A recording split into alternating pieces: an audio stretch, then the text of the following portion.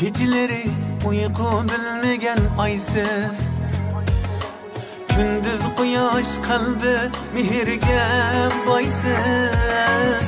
Geceleri uyku bilmegen aysiz, gündüz quyosh qalbi mehrga boysiz.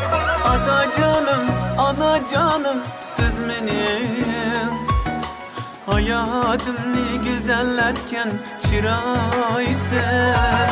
Sizler bolğaç yürek bağıyıp tütünden, ötken günüm dakikamdan memnunum. Atacanım sağ bolun, anacan sağ bolun. Sizler mening ümit çırağım. Atacanlar bar bolun, anacan bar bolun. Sizler şundaq ulug' ötüver insan.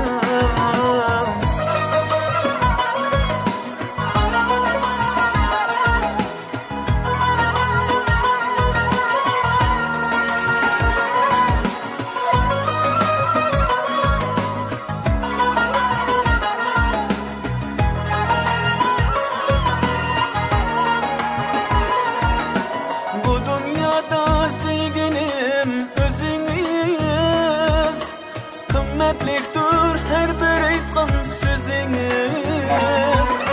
Siz yanımda baxtiyorman hamisha, nemlanmasin gülüp turgan ko'zingiz. Otajonim sog' bo'lin, onajon sog' bo'lin.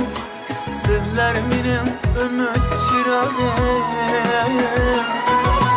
Atacanlar bar bolun.